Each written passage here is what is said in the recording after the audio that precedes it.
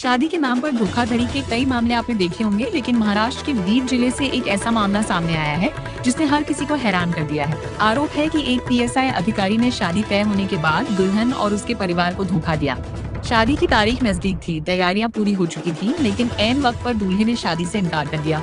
अब पीड़ित परिवार न्याय की मांग कर रहा है। महाराष्ट्र के बीड जिले के मटोरी गाँव में एक चौंकाने वाला मामला सामने आया है। यहाँ पवन निम्बालकर नाम के एक युवक, जो पुलिस विभाग में पीएसआई पद पर कार्यरत बताया जा रहा है, पर शादी का झांसा देकर धोखाधड़ी करने का आरोप लगा है। पीड़ित लड़की के परिवार का कहना है कि शादी तय होने के बाद उन्होंने लाखों रुपए खर्च कर शादी की तैयारियां की थी। दहेज, सोना, कपड़े और अन्य सामान की खरीदारी भी कर ली गई थी। परिवार का आरोप है कि शादी में कुछ ही दिन बाकी थे, तभी आरोपी पीएसआई ने शादी करने से इनकार कर दिया। लड़की के पिता की शिकायत पर बीड के चकलांबा पुलिस स्टेशन में आरोपी पीएसआई पवन निम्बालकर के खिलाफ धोखाधड़ी का मामला दर्ज किया गया है। पुलिस मामले की जांच में जुट गई है।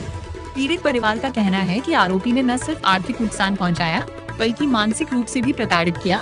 परिवार का आरोप है कि आरोपी ने इसी तरह अन्य लड़कियों को भी धोखा दिया है, इसलिए उसके खिलाफ सख्त कार्रवाई होनी चाहिए। वहीं दूसरी ओर आरोपी पक्ष की ओर से भी चकलांबा पुलिस स्टेशन में शिकायत दर्ज कराई गई है। आरोपी के भाई का कहना है कि लड़की पक्ष ने गलत जानकारी देकर उनके परिवार को फंसाया है और उनके साथ भी धोखा हुआ है। फिलहाल पुलिस दोनों पक्षों की शिकायतों के आधार पर मामले की जांच कर रही है।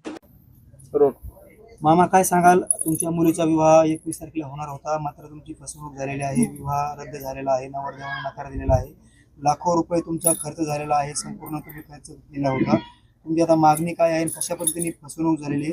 दोघांचे परस्परांविरुद्ध गुन्हे दाखल झालेले, तुमची नेमकी मागणी काय आहे? एफआर बद्दल तुमचं म्हणणं काय आहे? एफआर बद्दल म्हणणं आमचं असं आहे की आमच्या मुलीची ज्यांनी आबरू घातलेली आणि शासनाकडे आमची एकच मागणी, आमच्या मुलीला शासनाने न्याय मिळवून द्यावा। ही झालेला खर्च त्यांनी आमचा परत द्यावा, कारण आम्ही शेतकरी माणसं आहेत। आमची लहान लहान मुलं, लेकरं बाळ, बायका, पोरं उन्हातानात कष्ट करून आम्ही कस तरी एक रुपया गोळा करून यांच्या लग्नापुरती तडजोड केलेली होती। पण यांनी जसं जसं लग्न जवळ येईल तसं तसं काहीतरी बायपास काढून वेगळीच दिशा आम्हाला दाखवायला सुरू केली। आमची मुलगी आणि पुतण्या हे पुण्याला जायचे म्हणले, त्यांनी आट्टा असा धरला की मला पुण्यालाच कपडे घ्यायचे। तर मी म्हणलं जा बा, पुण्याला कपडे घ्यायला गेल्याच्या नंतर त्यांनी ते कपडे पुण्याला न घेता मुलीला आणि पुतण्याला एका दुकानात सोडून दिलं आणि हे कुठेतरी आळंदीकडे निघून गेले। आणि त्यांनी कपडे घेतले नाही, काही नाही। आमच्या पुतण्यानी त्यांना मोबाईलवर हे टाकलं की भाऊजी आम्ही अशा साड्या घेतल्या, तशा साड्या घेतल्या। ते म्हणले हो मी इकडेच घेतले तर इकडेच शिवित असतो। तरी त्यांनी ते लग्न जमायच्या टायमाला साखरपुड्याला मी 7-7 ग्रॅमच्या 2 अंगठ्या घेतलेल्या आहेत। त्याच्यानंतर मी बस्ता बांधलेला आहे, 2 लाख रुपयाचा बस्ता आहे। लग्नासाठी बँड लावलेला आहे 50,000चा। हे 7-7 ग्रॅमच्या 2 अंगठ्या केलेल्या आहेत। हे साड्याचा बस्ता बांधलेला आहे, साड्या नाट्याचा। त्यानंतर बँड लावलेला आहे 50,000चा। त्यानंतर हे स्टीलचे भांडे घेतलेले आहेत 45 ते 50,000ची। त्यानंतर मुलीचे हे फर्निचर हे इथं बीडला घेतलेला आहे। एवढा असा मिळून खर्च 14 ते 15 लाखापर्यंत खर्च झालेला आहे। हे पत्रिका छापल्या, लग्नाच्या पत्रिकेत कमीत कमी 1000 ते 1200 पाहुण्याला पत्रिका बी वाटलेल्या आहेत। आता आमची मागणी आमचा झालेला खर्च द्यावा आणि आमच्या मुलीला न्याय मिळवून द्यावा। नाव सांगा तुमचं? ज्ञानेश्वर दिनकर जरांगे, राहणार मातुरी, तालुका शिरूर, कासार, जिल्हा बीड। भावना काय, आता आम्ही इतका खर्च 1-1 रुपया जमा केलेला आहे, इतका खर्च झाला आमच्या, असा जीवाला धक्का बसला। असं एक घटना घडली, सारं झालतं, लग्न 8 दिवसावरच आलतं। आमचे सारे लेकरं बाळ सारे हे दिनालेवानी बसले। मग हे असं हे करायला नव्हतं पाहिजे।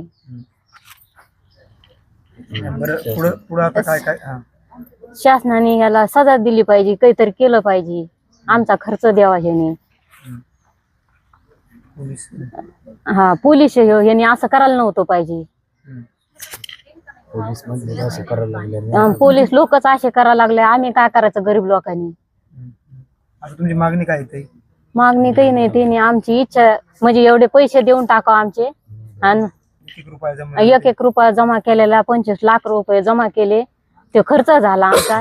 सगळा खर्च पूर्ण केला आम्ही, पण त्यांनी आमची मागणी द्यावा आणि त्याला न्याय मिळवून द्यावा. मी जरांगे रामप्रसाद, मुलीचा भाऊ. आमचा दिनांक 21 तारखेला लग्न ठरलेलं, टिळा झालेला 14 डिसेंबरला. आणि टिळा झाल्याच्या नंतर आम्ही लग्नाचे कपडे घेण्यासाठी पुण्याला गेलेलो. आमच्यासोबत नवरदेव उपनिरीक्षक पवन निंबाळकर साहेब हे आणि त्यांचा एक मित्र स्कॉर्पिओ गाडीने गेलो. गेल्याच्या नंतर आम्हाला दुकानामध्ये सोडलं गेलं.